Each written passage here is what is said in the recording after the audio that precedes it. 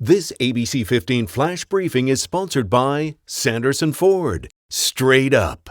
I'm Steve Irvin with your top stories from ABC15 Arizona. You now have until tomorrow to register to vote. An appeals court ruling shortened the extension for registration. It is a big undertaking for county recorders, juggling getting new voters registered while early voting is already underway. In Maricopa County, election officials tell us more than 10,000 have registered to vote since the deadline was extended. And we've also seen high early voter turnout. Staff working overtime to make sure it all runs smoothly. With the extension of the voter registration deadline, it's just extended the amount of time that we've continued to process our voter registration forms before we leap into support for early voting. Registering online at servicearizona.com is a whole lot faster than mailing in or dropping off a physical form. Tomorrow was supposed to be the second presidential debate, but instead, President Trump and Joe Biden participating in two separate town halls. You can watch Biden's town hall live on ABC 15. Coverage starts tomorrow at 5, and then stick around for a special edition of ABC 15 News. The latest now on the Supreme Court nomination hearings and confirmation hearings. Judge Amy Coney Barrett's nomination could be on the way to the full Senate as early as tomorrow. Today, the Senate committee fired off a slew of questions in a lengthy session. Republicans focused on separating Barrett's personal beliefs from judicial rulings. Democrats keyed in asking about future rulings, but Judge Barrett said she won't answer hypotheticals. So what's next?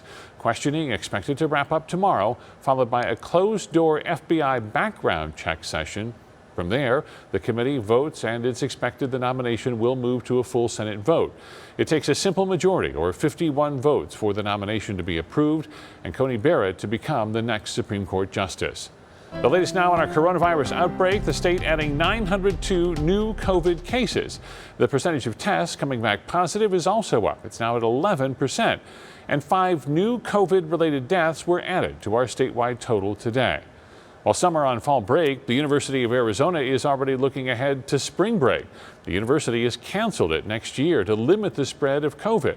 The university says the 5 days will be spread out throughout the semester to give students and staff breaks. At this time, neither ASU nor ASU have detailed have detailed their plans for spring break. And so many Arizonans continue to struggle with unemployment. The Department of Economic Security says they froze more than 43,000 accounts that may have been fraudulent.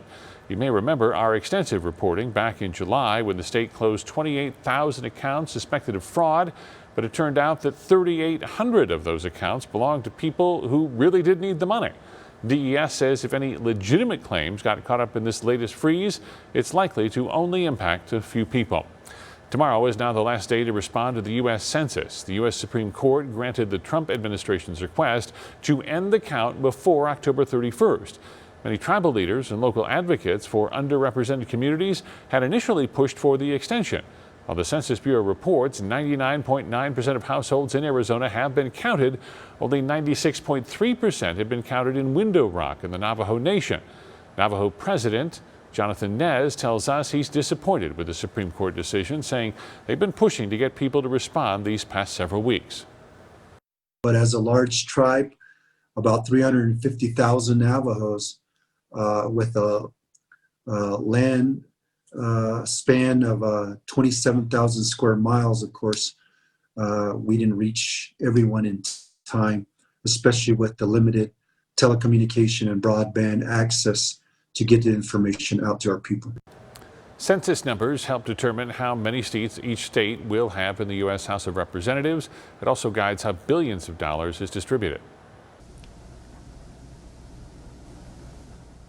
Tracking your forecast, I'm Chief Meteorologist Amber Sellens, and another triple-digit day here in the Valley. That is a record. We are now up to 144 for the year, the most ever recorded here in the city of Phoenix, and we could see more as we wrap up the work week. Now, tomorrow, it looks like we'll only hit 99, so the forecast has changed a little bit for tomorrow. We may avoid the triple-digit mark, but just barely, and then the forecast goes back up again into those low 100s on Friday. So there's your Valley Planner tomorrow. Still a nice cool start, lows in the 60s early on, and we'll hit upper 70s by 9 and right around 90 at noon. Here's the rest of the state. 101 out at Lake Havasu and in Yuma. Those will be the hottest spots, and highs along the rim in the 70s and 80s. Here's the next 7 days for you, and a possible record tire on Friday with 101 in the forecast. Then temperatures gradually drop through the weekend and early next week. We're back in the mid-90s by Monday with lows in the 60s.